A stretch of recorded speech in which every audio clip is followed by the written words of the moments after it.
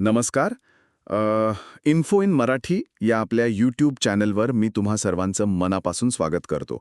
आजच्या या सखोल चर्चेत, ज्याला आपण डीप डाईव्ह म्हणतो, त्यात आपण एका अत्यंत जिव्हाळ्याच्या विषयावर बोलणार आहोत. नक्कीच. आणि आपल्या चॅनलचा जो मूळ उद्देश आहे ना, म्हणजे महाराष्ट्रातील कायदे, जमिनीचे व्यवहार किंवा सरकारी निर्णय अत्यंत साध्या भाषेत समजावून सांगणं, त्या उद्देशाला हा विषय अगदी अचूक बसतो. एक्झॅक्टली. आणि म्हणूनच आज आपण वडिलोपार्जित मालमत्तेचं कायदेशीर वाटप या विषयाचा वेध घेणार आहोत. म्हणजे हे बघा, मालमत्तेचं वाटप म्हटलं की तो फक्त जमिनीचे तुकडे करण्याचा व्यवहार नसतो. हो ना, त्यात खूप भावना आणि नाती गुंतलेली असतात. अगदी बरोबर. एक चुकीचं पाऊल किंवा अज्ञानामुळे झालेली चूक संपूर्ण कुटुंबाला वर्षानुवर्षे कोर्टाच्या फेऱ्या मारायला लावू शकते. पिढ्यानपिढ्या एकत्र राहणारी घरं उद्ध्वस्त होतात. तसं पाहिलं तर हा विषय खूपच नाजूक आहे. कायद्याची गुंतागुंत तर असतेच, पण त्यासोबत भविष्यातील सुरक्षितताही पणाला लागलेली असते.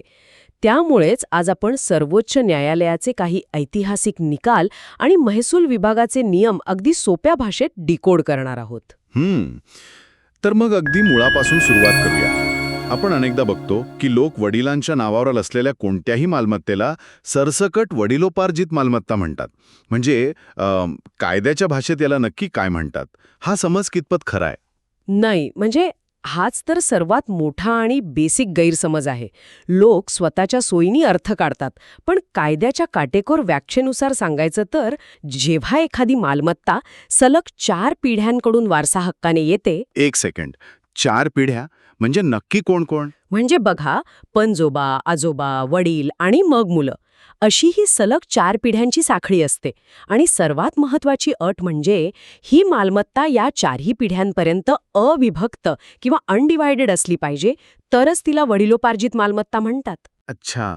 म्हणजे समजा माझ्या वडिलांनी स्वतःच्या कष्टाने त्यांच्या पगारातून एखादा फ्लॅट घेतला असेल किंवा शेत जमीन घेतली असेल, तर त्यात मुलांचा जन्मता हक्क नसतो का? अजिबात नाही. वडिलांनी स्वतःच्या पैशाने उभी केलेली कोणतीही प्रॉपर्टी ही त्यांची स्वकष्टार्जित किंवा सेल्फ एक्वायर्ड प्रॉपर्टी असते. त्यावर फक्त आणि फक्त त्यांचाच पूर्ण अधिकार असतो. बापरे. म्हणजे ती कोणालाही देऊ शकतात? हो तर. ते ती मालमत्ता विकू शकतात, कोणाला दान करू शकतात किंवा कोणाच्याही नावावर करू शकतात. पण जेव्हा आपण वडिलोपार्जित मालमत्तेच्या संदर्भात मिताक्षरा कायद्याचा विचार करतो, तेव्हा मात्र नियम पूर्णपणे बदलतात. थांबा. इथे मला तुम्हाला थांबवावंसं वाटतंय. तुम्ही आता मिताक्षरा कायदा असा उल्लेख केलात. असा काही वेगळा कायदा आहे का? खूप छान प्रश्न विचारलात. हे बघा, हिंदू कायद्यामध्ये प्रामुख्याने 2 विचारधारा आहेत. एक आहे दायभाग, जी बंगाल आणि आसामकडे पाळली जाते. तिथे वडिलांच्या मृत्यूनंतरच मुलांना मालमत्तेत हक्क मिळतो. पण महाराष्ट्र आणि उर्वरित भारतात आपण मिताक्षरा प्रणाली मानतो. अच्छा. मग या मिताक्षरा प्रणालीचं वैशिष्ट्य काय आहे? याचं सर्वात मोठं वैशिष्ट्य म्हणजे जन्मतः हक्क, म्हणजे राईट बाय बर्थ. या प्रणालीनुसार एकत्र कुटुंबातील जे कायदेशीर वारस असतात ना, ज्यांना कायद्यात को पार्सनर म्हणतात, त्यांना प्रॉपर्टीमध्ये जन्म घेताच हक्क मिळतो. त्यांना कोणाच्याही मृत्यूची वाट पाहावी लागत नाही. क्या बात आहे. इथेच हा विषय खऱ्या अर्थाने रंजक होतो. आता मालमत्ता कोणती हे समजलं, पण त्यात नक्की वाटा कोणाचा हे पाहणं जास्त महत्वाचं आहे. पूर्वी कसं होतं, फक्त मुलांनाच वारसा हक्क मिळायचा. हो, घरातला कर्ता पुरुषच सगळे निर्णय घ्यायचा. एक्झॅक्टली. पण आता आपण बघतोय की मुलींनाही समान हक्क आहे असं म्हणतात. पण मला सांगा, समजा एखादी मुलगी 2005च्या आधी जन्मली असेल, तर तिला हा नवा नियम लागू होतो का? हा प्रश्न अनेकांच्या मनात असतो. म्हणजे मला असं म्हणायचंय की हा नियम एखाद्या रिले रेसमधील बॅटनसारखा आहे का, जो फक्त पुढे धावणाऱ्या नव्या खेळाडूलाच मिळतो, मागच्यांना नाही? हे तुमचं रेले रेसचं उदाहरण ऐकायला खूप छान वाटतंय. पण कायद्याचा हा नियम सुदैवाने तसा नाहीये. इथे मागे राहिलेल्यांनाही तो बॅटन मिळतो. खरंच? म्हणजे कसं काय? हे बघा, हिंदू वारसा हक्क सुधारणा कायदा जो 2005 मध्ये आला, तो खऱ्या अर्थाने क्रांतिकारक बदल होता. 9 सप्टेंबर 2005ला हा लागू झाला. या कायद्याने मुलींना को पार्सनर म्हणून मुलांप्रमाणेच जन्मतः समान अधिकार दिले. बरं. पण मग ज्या बहिणींचा जन्म 2005 पूर्वी झालाय, त्यांचं काय? त्यांना हा हक्क मिळतो की नाही? या केसमध्ये एक ऐतिहासिक निकाल दिला. अच्छा. काय होता तो निकाल? न्यायालयाने अगदी स्पष्ट सांगितलं की मुलींना मिळालेला हा अधिकार पूर्वलक्षी म्हणजेच रेट्रोॲक्टिव्ह आहे. याचा सोपा अर्थ असा की 9 सप्टेंबर 2005 पूर्वी जन्मलेल्या मुलींनाही हा समान हक्क मिळतोच. पण मला यात एक मोठी अडचण वाटते. समजा एका कुटुंबात 2 भावांनी 2003 मध्येच आपापसात मालमत्तेचं रीतसर वाटप करून घेतलं असेल बरोबर. आणि आता 2020च्या या निकालानंतर त्यांची बहीण अचानक आली आणि म्हणाली की ते 2003चं वाटप रद्द करा आणि मला माझा हिस्सा द्या. तर मग काय, जुने व्यवहार असे उघडले तर मोठा गोंधळ उडेल ना? हो ना, तुमचा हा मुद्दा एकदम अचूक आहे. पण कायद्याने याची आधीच काळजी घेतली आहे. सर्वोच्च न्यायालयाने स्पष्ट केलंय की जर 20 डिसेंबर 2004 पूर्वी मालमत्तेचं रीतसर, कायदेशीर आणि नोंदणीकृत वाटप झालं असेल तर ते जुनं वाटप रद्द होणार नाही. नक्कीच. पण जर वाटप झालंच नसेल तर मात्र जन्म कधीही झालेला असू दे, मुलीला आज समान हिस्सा मिळेलच. आणि आणखी एक गैरसमज होता की 2005 साली वडील जिवंत असणं आवश्यक आहे. हो, असं बऱ्याच जणांना वाटायचं. पण कोर्टाने हे क्लिअर केलं की मुलीचा अधिकार हा जन्मता असल्यामुळे वडील त्या तारखेला जिवंत असण्याची कोणतीही कायदेशीर अट नाही. बापरे, कायद्याच्या दृष्टिकोनातून हा तर खरोखरच एक मास्टर स्ट्रोक आहे. आता समजा वारसदार कोण आहेत हे ठरलं, पुढचा टप्पा येतो तो प्रत्यक्ष वाटपाचा. बरोबर. आता जर कुटुंबात कोणतेही वाद नसतील, सगळे भाऊ बहीण सहमत असतील, तर लोक असा विचार करतात की उगीच वकिलांची फी आणि एवढी स्टॅम्प ड्युटी कशाला भरायची, आपण घरातच बसून एका साध्या कागदावर तोंडी वाटप करू शकतो का? तसं पाहिलं तर हा विचार खूप स्वाभाविक आहे आणि कायदेशीररित्या शक्यही आहे. अच्छा, शक्य आहे. हो ना. जर कुटुंबात सलोखा असेल तर कौटुंबिक व्यवस्थापन करार म्हणजेच मेमोरंडम ऑफ फॅमिली सेटलमेंट, ज्याला आपण MOF म्हणतो, हा मार्ग वापरता येतो. तोंडी वाटप करायचं आणि फक्त स्मरणार्थ त्याची एका साध्या कागदावर नोंद ठेवायची. म्हणजे यासाठी रजिस्ट्रेशन किंवा स्टॅम्प ड्युटीची सक्ती नाहीये? नाही, कायद्याने याची सक्तीने नोंदणी करणं आवश्यक मानलेलं नाही आणि त्यावर भारी मुद्रांक शुल्क म्हणजे स्टॅम्प ड्युटी ही आकारली जात नाही. मग तर हा सर्वात उत्तम आणि स्वस्त मार्ग वाटतोय. मग लोक एवढा खर्च करून रजिस्ट्रेशन का करतात? यात अडचण काय आहे? हे बघा, अडचण आज नाहीये, अडचण भविष्यात दडलेली असते. तोंडी वाटपामुळे आजचा खर्च तुमचा नक्की वाचेल, पण भविष्यातील धोके खूप वाढतात. म्हणजे कसं? एक उदाहरण देऊन सांगाल का? हो, समजा उद्या एका भावाला त्याच्या वाट्याला आलेली जमीन विकायची आहे किंवा त्या जमिनीवर बँकेकडून एखादं मोठं कर्ज घ्यायचं आहे. अशा वेळी बँक किंवा तो नवीन खरेदीदार निर्विवाद मालकीचा कायदेशीर पुरावा मागतो, ज्याला आपण टायटल डीड म्हणतो. तिथेही तुमची घरात बसून केलेली तोंडी संमती किंवा साध्या कागदावरची नोंद शून्य किमतीची ठरते. अरे छा, म्हणजे थोडक्यात सांगायचं तर स्वस्तात मस्त काम आज फायद्याचं वाटत असलं तरी उद्या ते चांगलंच महागात पडू शकतं. एक्झॅक्टली. म्हणूनच जर भविष्यात कोणतीही कायदेशीर अडचण नको असेल तर नोंदणीकृत वाटपपत्र म्हणजेच रजिस्टर्ड पार्टिशन डीड हाच सर्वात भक्कम आणि सुरक्षित मार्ग आहे. त्यासाठी रीतसर स्टॅम्प ड्युटी भरावी लागेल ना? हो, मालमत्तेच्या मूल्यांकनानुसार स्टॅम्प ड्युटी भरून दुय्यम निबंधक कार्यालयात त्याची नोंदणी करावी लागते. आणि एकदा का ते डॉक्युमेंट रजिस्टर्ड झालं की तो जगात कुठेही ग्राह्य धरला जाणारा अधिकृत पुरावा बनतो. बरोबर. आता याच्याच पुढचा एक अत्यंत व्यावहारिक पैलू पाहूया. मालमत्ता वाटून घेण्याव्यतिरिक्त अनेकदा आपण पाहतो की विवाहित बहिणी आपल्या भावाच्या प्रेमापोटी किंवा कधीकधी कुटुंबाच्या दबावाखाली स्वतःचा हिस्सा सोडून देतात. असं आपले आणि सारलाच घडतं. मग मला सांगा, यासाठी फक्त एखादं साध्या कागदावरचं प्रतिज्ञापत्र म्हणजे ॲफिडेव्हिट किंवा संमतीपत्र दिलं तर चालतं का? अजिबात नाही. तोंडी संमती किंवा 100 रुपयांच्या स्टॅम्प पेपरवर दिलेलं साधं प्रतिज्ञापत्र हे कायद्याच्या नजरेत पूर्णपणे बेकायदेशीर ठरतं. खरंच? मग यासाठी काय करावं लागतं? जर एखाद्या वारसाला स्वतःचा हक्क दुसऱ्याच्या बाजूने कायमचा सोडायचा असेल तर त्यासाठी हक्क सोडपत्र, ज्याला इंग्रजीत रिलिंक्विशमेंट डीड म्हणतात, तेच तयार करावं लागतं आणि तेही रजिस्टर्ड असावं लागतं. अच्छा, म्हणजे दुय्यम निबंधकाकडे नोंदणीकृत असणं बंधनकारक आहे. नक्कीच. एकदा हे हक्क सोडपत्र नोंदणीकृत झालं की मग हक्क सोडणाऱ्या व्यक्तीचे आणि तिच्या पुढच्या वारसांचे त्या प्रॉपर्टीवरचे सगळे कायदेशीर अधिकार कायमस्वरूपी संपतात. यात खर्चाचा काही विषय असतो का?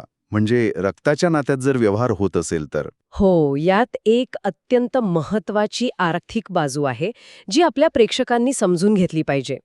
रक्ताच्या नात्यात म्हणजे भाऊ बहीण, आई वडील मुले यांच्यात जेव्हा मोबदल्याविना म्हणजे पैशांची देवाणघेवाण न करता हक्कसोड पत्र होतं तेव्हा महाराष्ट्र शासनाने स्टॅम्प ड्युटीमध्ये खूप मोठी सवलत दिली आहे. बरं, ही सवलत नक्की किती असते? कारण अशा वेळी जमिनीची किंमत तर कोट्यावधींमध्ये असते. इथेच एक अत्यंत ताजी आणि महत्वाची अपडेट आली आहे. ऑक्टोबर 2024 मध्ये महाराष्ट्र शासनाने एक नवीन अध्यादेश जारी केलाय. अच्छा, काय सांगतो हा नवीन नियम? पूर्वी अशा रक्ताच्या नात्यातील हक्कसोड पत्रासाठी फक्त 200 रुपये इतकं नाममात्र मुद्रांक शुल्क लागायचं. पण आता या ऑक्टोबर 2024च्या नवीन अध्यादेशानुसार हे शुल्क वाढवून किमान 500 रुपये करण्यात आलं आहे. ओहो, म्हणजे आता तो जुना 200 रुपयांचा स्टॅम्प पेपर चालणार नाही. एक्झॅक्टली. आता किमान 500 रुपयांचा स्टॅम्प पेपर वापरणं कायदेशीररित्या बंधनकारक आहे. ही खरोखरच अत्यंत बारकाव्याची पण खूप गरजेची माहिती आहे. आता आपण एका वेगळ्या परिस्थितीकडे वळूया. जिथे कुटुंबात संमती असते तिथे हे नोंदणीकृत दस्तऐवज सहज होतात. हो, तिथे वाद नसतात. पण जेव्हा कुटुंबात प्रचंड वाद होतात, कोणीही कोणाचं ऐकायला तयार नसतं, तेव्हा लोकांना नाईलाजाने कोर्टाची पायरी चढावी लागते. आणि आपण सगळेच जाणतो की दिवाणी न्यायालयाचे म्हणजे सिव्हिल कोर्टाचे दावे पिढ्यानपिढ्या चालतात. अगदी बरोबर. ते खूप वेळखाऊ आणि खर्चिक असतं. मग सामान्य शेतकऱ्याला पैशांची आणि वेळेची ही उधळपट्टी कशी परवडणार? अशा वेळी दिवाणी न्यायालयात न जाता केवळ शेतजमिनीचं वाटप करण्यासाठी काही वेगळा जलद कायद्यात आहे का? होय, ग्रामीण महाराष्ट्रात शेतकऱ्यांसाठी एक अत्यंत सुलभ मार्ग उपलब्ध आहे. तो म्हणजे महाराष्ट्र जमीन महसूल संहिता 1966 चं कलम 85. कलम 85 हे नक्की काय काम करतं? हे बघा, जर शेतजमिनीच्या मालकी हक्कावरून कुटुंबात काहीही वाद नसेल, म्हणजे आपण सगळे मालक आहोत हे सगळ्यांना मान्य आहे, पण फक्त कोणाला कोणता तुकडा द्यायचा यावरून एकमत नसेल. म्हणजे फक्त वाटपाचा प्रश्न असेल. हो, तर अशा वेळी शेतकरी दिवाणी न्यायालयात न जाता थेट तहसीलदार किंवा जिल्हाधिकारी यांच्याकडे वाटपासाठी अर्ज करू शकतात. हे ऐकायला खूपच सोपं वाटतंय, पण प्रत्यक्ष जागेवर हे काम कसं होतं? तहसीलदार स्वतः जाऊन तुकडे पाडतात की काय? आणि कोणाला सुपीक जमीन मिळणार आणि कोणाला खडकाळ हे कसं ठरवतात? नाही, ही प्रक्रिया खूप शास्त्रशुद्ध असते. अर्जासोबत आपले 7-12 उतारे आणि वंशावळ जोडावी लागते. मग तहसीलदार इतर सर्व हिस्सेदारांना नोटीस पाठवतात. अच्छा, सर्वांचं म्हणणं ऐकून घेतात. एक्झॅक्टली. आणि जर वाटपाला कोणाचा विरोध नसेल तर तहसीलदार सरकारी मोजणी अधिकाऱ्याची म्हणजे भूमापताची नियुक्ती करतात. हा अधिकारी प्रत्यक्ष जागेवर जातो, जमिनीचा पोत, पाण्याची सोय, रस्ता या सगळ्याचा अभ्यास करून तो जमिनीचं प्रत्यक्ष वाटप करतो. सर्वांना न्याय्य हिस्सा मिळेल याची काळजी घेतली जाते. क्या बात है.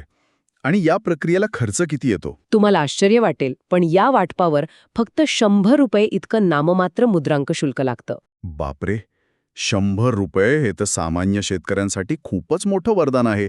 पण मला सांगा, समजा या प्रक्रियेदरम्यान एका भावानं मालकी हक्कावरच आक्षेप घेतला. तो म्हणाला की ही जमीन वडिलोपार्जित नाहीच, ती फक्त माझ्या एकट्याची आहे.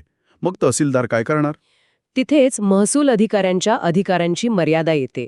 जर मालकी हक्कावरूनच वाद निर्माण झाला, ज्याला आपण क्वेश्चन ऑफ टायटल म्हणतो, तर तहसीलदार ती वाटपाची प्रक्रिया तिथेच थांबवतात. असं का? कारण मालकी हक्क कोणाचा हे ठरवण्याचा अधिकार महसूल अधिकाऱ्यांना नसून तो फक्त दिवाणी न्यायालयाला असतो. अशा वेळी सिव्हिल सूट फॉर पार्टिशन म्हणजे दिवाणी न्यायालयात वाटपाचा दावा दाखल करण्याशिवाय दुसरा कोणताही पर्याय उरत नाही. मग दिवाणी न्यायालयाची प्रक्रिया कशी असते? ती समजायला खूपच किचकट असते असं म्हणतात. त्याचे टप्पे कसे असतात? तसं पाहिलं तर त्यात मुख्यत्वे 2 मोठे टप्पे असतात. पहिला टप्पा असतो प्राथमिक हुकुमनामा किंवा प्रिलिमिनरी डिक्री. म्हणजे यात नक्की काय होतं? या टप्प्यावर कोर्ट फक्त गणित सोडवतं. म्हणजे सर्व कागदपत्रे आणि वंशावळ तपासून प्रत्येकाचा कायदेशीर हिस्सा किती आहे हे ठरवलं जातं. समजा 4 वारस असतील तर प्रत्येकाचा 1/4 हिस्सा आहे हे कोर्ट घोषित करतं. पण इथे जमिनीचे तुकडे केले जात नाहीत. अच्छा, म्हणजे प्राथमिक हुकुमनाम्यात फक्त कागदावरची टक्केवारी ठरते. मग प्रत्यक्ष जागेवर तुकडे कसे पडतात? त्यासाठी दुसरा टप्पा सुरू होतो, ज्याला अंतिम हुकुमनामा किंवा फायनल डिक्री म्हणतात. इथे कोर्ट भूगोल सोडवतं. भूगोल सोडवतं म्हणजे कसं? म्हणजे प्राथमिक निकालानंतर कोर्ट एका कोर्ट कमिशनरशी नेमणूक करतं. तो कमिशनर प्रत्यक्ष जमिनीवर जातो, मोजमाप करतो आणि भौतिक विभाजन करून प्रत्येकाला त्याचा प्रत्यक्ष हिस्सा मिळवून देतो. जेव्हा हा अंतिम हुकुमनामा पारित होतो तेव्हाच तो दिवाणी दावा कायमस्वरूपी संपतो. पण या सगळ्या कोर्टाच्या प्रक्रियेत वकिलांची फी आणि कोर्ट फीचा मोठा खर्च येत असेल ना? सामान्य माणसांना हे कसं परवडणार? हो, कोर्ट फी तर दाव्याच्या मूल्यांकनानुसार भरावीच लागते. पण महाराष्ट्र शासनाने महिलांसाठी यात एक अतिशय महत्वाची सवलत दिली आहे. खरंच? कोणती सवलत? जर एखाद्या स्त्रीने मालमत्ता वाटपाचा दावा दाखल केला असेल आणि त्या दाव्यासोबत तिने स्वतःसाठी पोटकी किंवा घटस्फोटाची मागणी केली असेल तर अशा दाव्यांना कोर्ट फीमधून संपूर्ण माफी दिली जाते. वा, हा तर महिलांच्या आर्थिक सक्षमीकरणाच्या दिशेने टाकलेला एक खूप मोठा आणि स्तुत्य असा टप्पा आहे. आता आपण वाटपाच्या प्रक्रियेच्या पलीकडे जाऊन एका अशा दस्तऐवजाबद्दल बोलूया ज्यावर सर्वात जास्त गैरसमज आहेत. मृत्यूपत्र ना? एक्झॅक्टली, मृत्यूपत्र किंवा विल. आपण एका उदाहरणाने हे समजून घेऊया. समजा एका वडिलांचे 2 मुलगे आणि 1 मुलगी आहे. एका मुलाने त्यांची म्हातारपणी खूप सेवा केली आणि वडिलांना वाटलं की संपूर्ण वडिलोपार्जित मालमत्ता याच एका मुलाला मिळावी. मग ते तसं मृत्यूपत्र बनवू शकतात का? म्हणजे हे एखाद्या बेकरीच्या मालकाने आपली पूर्ण बेकरी एकाच मुलाच्या नावावर केल्यासारखं आहे का? तुमचं बेकरीचं उदाहरण खूप मस्त आहे, पण कायद्याच्या कसोटीवर ते इथे अजिबात लागू होत नाही. असं का? कारण वडिलोपार्जित मालमत्तेच्या बाबतीत वडील त्या बेकरीचे मालक नसतात, ते फक्त त्यातले एक हिस्सेदार असतात. आपण मगाशी जी को पार्सनरी संकल्पना पाहिली ना, त्यानुसार वडिलांचा संपूर्ण मालमत्तेवर पूर्ण अधिकार नसतो. म्हणजे ते इतर वारसांसारखेच एक वाटेकरी असतात. अगदी बरोबर. त्यांच्या 3 मुलांप्रमाणेच त्यांचाही तो फक्त एक हिस्सा असतो. समजा मालमत्तेचे 4 समान भाग झाले तर वडिलांच्या वाट्याला फक्त 25% हिस्सा येतो. अच्छा, म्हणजे ते उरलेल्या 75% काहीच करू शकत नाहीत? अजिबात नाही. ते फक्त त्यांच्या स्वतःच्या वाट्याला आलेल्या त्या 25% कायदेशीर हिस्स्यापुरतंच मृत्यूपत्र करू शकतात. आणि समजा त्यांनी भावनेच्या आहारी जाऊन संपूर्ण मालमत्ता एकाच मुलाच्या नावे करणारं मृत्यूपत्र बनवलं तर कायद्याच्या नजरेत ते मृत्यूपत्र पूर्णपणे अवैध आणि बेकायदेशीर ठरतं. वडिलांच्या मृत्यूनंतर इतर वारस त्या मृत्यूपत्राला कोर्टात अगदी सहज आव्हान देऊ शकतात आणि ते रद्द करून घेऊ शकतात. बापरे, कायदेशीर दृष्टिकोनातून हा खरोखरच एक आहा मोमेंट आहे. अनेकांना असं वाटतं की वडिलांच्या नावावर 7/12 आहे म्हणजे तेच संपूर्ण मालमत्तेचे मालक आहेत. हो ना, आणि तिथेच मोठी चूक होते. आता समजा कुटुंबात सर्व काही सुरळीत झालं, वाटपपत्र झालं, स्टॅम्प ड्युटी भरली, निबंधकाकडे नोंदणीही झाली, सगळ्यांच्या हातात त्यांचे रजिस्टर दस्तऐवज आले, म्हणजे इथं काम संपलं का? आता निर्धास्त राहायला हरकत आहे? नाही. अनेक लोक इथे सर्वात मोठी आणि महागडी चूक करतात. निबंधक कार्यालयात रजिस्ट्रेशन झालं म्हणजे तुमचं फक्त अर्धच काम संपलं. अर्धच काम? अजून काय बाकी असतं? तुम्ही स्टॅम्प ड्युटी भरून व्यवहार कायदेशीर केलात, पण सरकारला म्हणजे महसूल विभागाला अजूनही अधिकृतरित्या हे माहीत नसतं की मालमत्तेचे मालक बदलले आहेत. पुढची अत्यंत अनिवार्य पायरी म्हणजे महसुली दप्तरात नवीन मालकांची नोंद करणं. यालाच कायदेशीर भाषेत फेरफार किंवा म्युटेशन असं म्हणतात. आणि हे म्युटेशन किंवा फेरफार नक्की कसं केलं जातं? हे बघा, रजिस्टर्ड डॉक्युमेंट केवळ कायदेशीर मालकी सिद्ध करतं, पण शासनाच्या दरबारी तुम्ही मालक तेव्हाच होता जेव्हा 7/12 उतार्यावर किंवा शहरी भागात प्रॉपर्टी कार्डवर या फेरफाराची प्रत्यक्ष नोंद होते. मग यासाठी परत सरकारी कार्यालयात फेऱ्या माराव्या लागतात का? नाही, आता डिजिटल इंडिया अंतर्गत ही प्रक्रिया खूप सोपी झाली आहे. महाभूलेख या सरकारी पोर्टलवर ऑनलाईन अर्ज करून आपलं नोंदणीकृत वाटप पत्र अपलोड करावं लागतं. मग तलाठी किंवा मंडळ अधिकारी त्याची पडताळणी करून फेरफार मंजूर करतात. अच्छा, आणि जर कोणी हा फेरफार केलाच नाही तर भविष्यात ती मालमत्ता विकताना किंवा त्यावर पीक कर्ज घेताना प्रचंड अडचणी येतात. कारण सरकारी रेकॉर्डवर अजूनही जुन्याच मालकाचं नाव दिसत असतं. म्हणजे कागदोपत्री मालकी मिळवणं आणि ती शासनाच्या रेकॉर्डवर नोंदवणं हे एकाच नाण्याच्या 2 बाजू आहेत. खरोखरच या संपूर्ण सखोल चर्चेत आपण अनेक पैलू आणि नियम अगदी सोप्या भाषेत उलगडून पाहिले. जर आपल्याला या संपूर्ण माहितीचा सारांश एका वाक्यात सांगायचा असेल तर तो तुम्ही कसा सांगाल? मी हा सारांश असा सांगेन की वडिलोपार्जित मालमत्तेचं वाटप करताना कौटुंबिक संमतीला नेहमी सर्वोच्च प्राधान्य द्यावं. पण त्या संमतीचं कायदेशीर दस्तऐवजीकरण म्हणजे रजिस्ट्रेशन आणि शासनाकडे त्वरित फेरफार करणं हे कधीही टाळू नये. पैशांची आणि वेळेची बचत करण्यासाठी मारलेला शॉर्टकट भविष्यात संपूर्ण कुटुंबासाठी विनाशाचा खड्डा ठरू शकतो. अतिशय स्पष्ट आणि परखड असा हा निष्कर्ष आहे. गुंतागुंतीचे कायदेशीर नियम किती सोपे करून सांगता येतात याचं हे उत्तम उदाहरण होतं. नक्कीच. आणि मला आशा आहे की आपल्या प्रेक्षकांना यातून खूप चांगली माहिती मिळाली असेल. होय. आता जाता जाता या चर्चेच्या आधारावर विचार करण्यासाठी मी आपल्या प्रेक्षकांना एक नवीन आणि प्रक्षोभक मुद्दा देतो. यावर तुम्ही नक्की विचार करा. समजा एका कुटुंबात वडिलोपार्जित मालमत्तेचं अजून कोणतंही वाटप झालेलं नाही, पण अचानक एका भावाने पैशांच्या मोहापायी त्या अविभक्त जमिनीचा काही भाग परस्पर एका अनोळखीत तिसऱ्याच व्यक्तीला विकला आणि खरेदी खतही करून दिलं. असा प्रसंग अनेकदा येतो. तर मग आता त्या खरेदीदाराचे कायदेशीर हक्क काय असतील? जेव्हा हे प्रकरण कोर्टात जाईल तेव्हा त्या तिसऱ्या व्यक्तीला ती जमीन खरोखर मिळेल की त्याचे लाखो रुपये कायमचे बुडतील? अविभक्त मालमत्ता खरेदी करणाऱ्या अशा त्रयस्थ व्यक्तीचं कायद्याच्या नजरेत काय स्थान असतं? यावर विचार करा आणि माहिती शोधा. कायद्याची समज आणखी वाढवण्यासाठी हे नक्कीच रंजक ठरेल. अगदी बरोबर.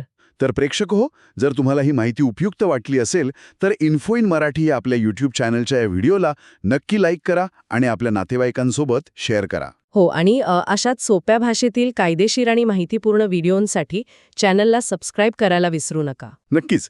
तसेच तुम्हाला यापुढे कोणत्या विषयांवर, जसं की खरेदी खत, बक्षीसपत्र, यावर अशी सविस्तर चर्चा पाहायला आवडेल हे खाली कमेंटमध्ये आम्हाला नक्की सांगा. आपण पुन्हा भेटूया पुढच्या डीप डाईव्हमध्ये. तोपर्यंत नमस्कार.